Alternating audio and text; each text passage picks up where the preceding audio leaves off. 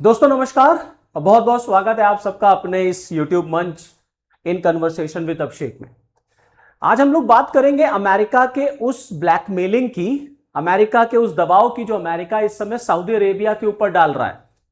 और एमबीएस जो हैं वो ट्रंप के चाल में बहुत बुरी तरीके से फंस चुके हैं।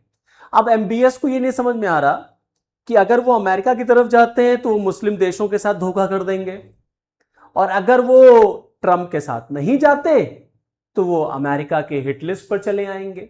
दरअसल मैं बात कर रहा हूं अमेरिका के उस ब्लैकमेलिंग की जो ट्रंप ने एमबीएस के सामने कंडीशन रख दी है कि एमबीएस को इजराइल को रिकॉग्नाइज करना पड़ेगा। मतलब एमबीएस को, सऊदी को अब्राहम अकॉर्ड साइन करना पड़ेगा। ये मेरे जो आप पीछे पिक देख रहे हैं ये अब्राहम अकॉर्ड की है।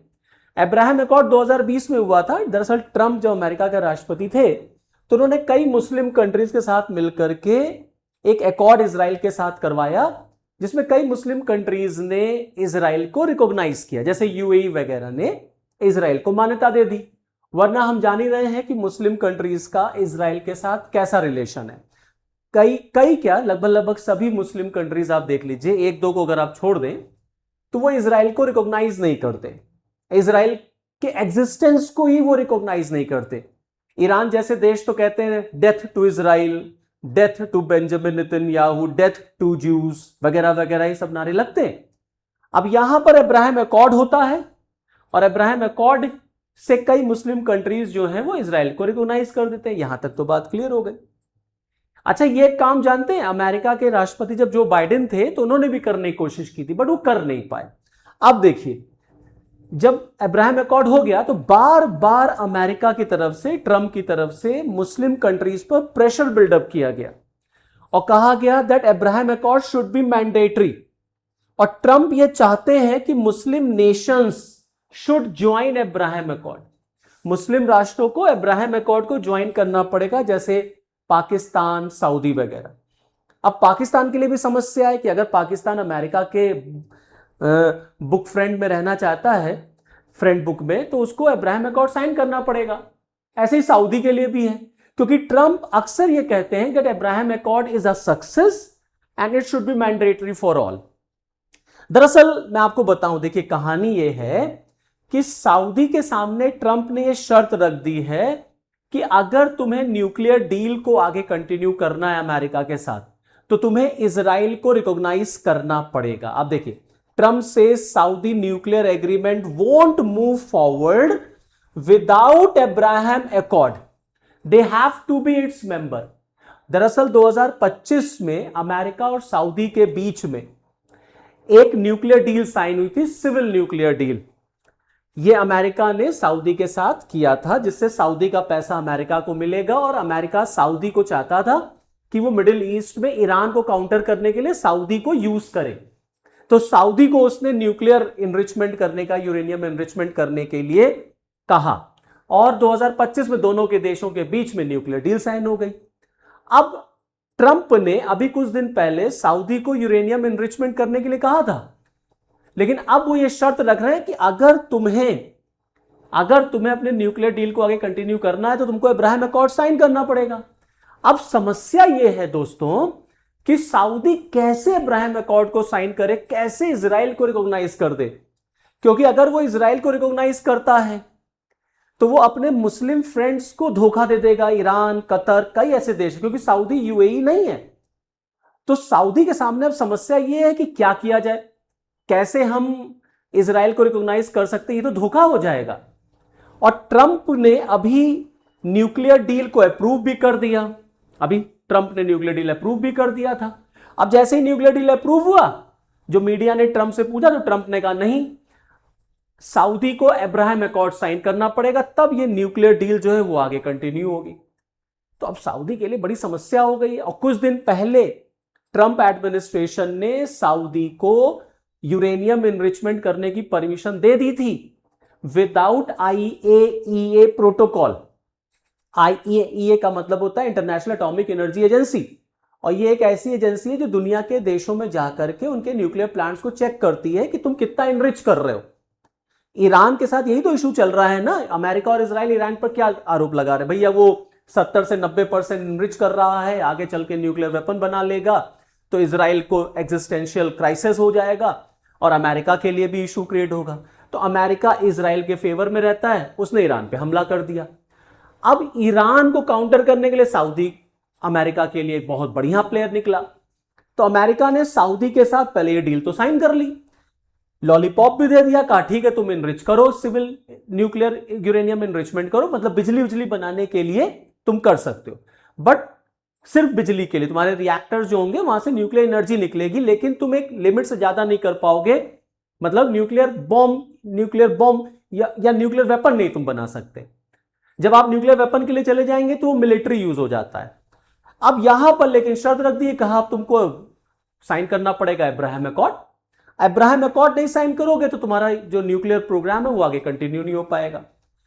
एमबीएस जो है, एमबीएस वो ट्रंप को कई बार कह चुके हैं कि ठीक है अच्छा आप पहले हमारी 3 शर्तें मानी। दरअसल कुछ हिस्ट्री में अगर चले पीछे तो एमबीएस की तरफ से अमेरिका के सामने 3 शर्तें रखी गई थी। पहला एक कि एमबीएस ये चाहते थे कि पैलेस्टीन स्टेट को लेकर के अमेरिका अपना रुख साफ करे, रास्ता बताए कि कैसे पैलेस्टीन स्टेट बनेगा, कैसे पैलेस्टीन स्टेट बनेगा, ये रास्ता अमेरिका को क्लियर करना पड़ेगा, नंबर 1। दूसरा वो ये चाहते थे कि अमेरिका उनको न्यूक्लियर इनरिचमेंट या यूरेनियम इनरिचमेंट की परमिशन दे दे, उसमें हेल्प करे। तीसरा ये कि अमेरिका से वो ये कह रहे थे कि हमको नाटो जैसी सिक्योरिटी की आप गारंटी दीजिए। ये एमबीएस की तरफ से शर्तें रखी गई थी। अब अमेरिका ने अभी तक ये तो क्लियर किया ही नहीं कि पैलेस्टीन का रास्ता कैसे होगा, बनेगा कि नहीं बनेगा। और एमबीएस कई बार ये भी कह चुके हैं कि उनके लिए पैलेस्टीन कोई इशू नहीं है, he does not care about Palestine issue, वो तो उनके पिताजी की वजह से था। तो मतलब कहने का मतलब ये है कि सऊदी के लिए भी अपना यूरेनियम न्यूक्लियर प्रोग्राम जो है ना वो ज्यादा इंपॉर्टेंट है, पैलेस्टीन थोड़ी इंपॉर्टेंट है। लेकिन अब प्रॉब्लम ये है कि अब्राहम अकॉर्ड, मुझे लगता है कि अमेरिका के दबाव में आकर के सऊदी अब्राहम अकॉर्ड साइन करेगा ही करेगा, जैसे और देशों ने किया है ऐसे सऊदी भी करेगा।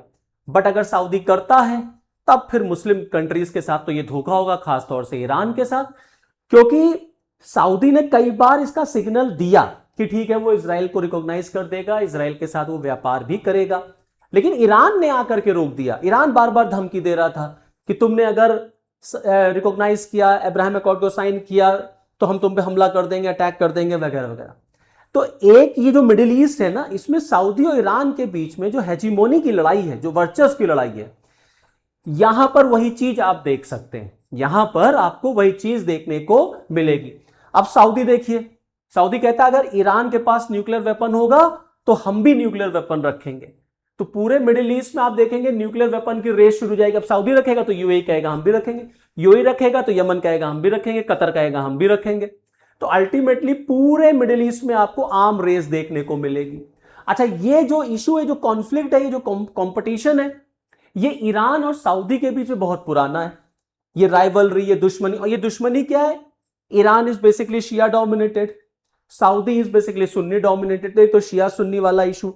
दूसरा, इस पूरे रीजन का वर्चस्व, कौन मुस्लिम कंट्री को लीड करेगा, कौन मुस्लिम जगत को लीड करेगा। सऊदी अपने आप को लीडर मानता है, ईरान अपने आप को लीडर मानता है, टर्की अपने आप को लीडर मानता है। ये झगड़ा, ये जंग जो है यहां चल रही है। Iran nuclear weapon, ballistic missile को लेकर के अपना प्रोग्राम चला ही रहा है। सऊदी को भी भैया खतरा है, इसीलिए 2025 में सऊदी ने पाकिस्तान के साथ डिफेंस पैक्ट साइन कर लिया था। 25 में अमेरिका के साथ उसने न्यूक्लियर एग्रीमेंट किया। बट अब ट्रंप यहां पर सऊदी को धोखा दे रहे हैं। अब ट्रंप सऊदी पे आरोप लगा रहे हैं, मींस आरोप तो नहीं कहेंगे, मतलब प्रेशर कर रहे हैं कि तुम अब्राहम अकॉर्ड साइन करो। तो इजराइल की जो लॉबी है ना, या इजराइल अमेरिका के लिए बड़ा, मतलब एक तरीके से अमेरिका इजराइल के फेवर में ही हमेशा काम करता है, और यहां पर भी आपको ये देखने को मिलेगा। अच्छा, चीन ने सऊदी और ईरान के बीच में जो कॉन्फ्लिक्ट चल रहा था ना, उसको कम करने की कोशिश की थी। दोनों को चीन पास में लेके आया था, लेकिन वो कहने को था। इन दोनों के बीच में राइवलरी कल भी थी, आज भी है और आगे भी रहेगी।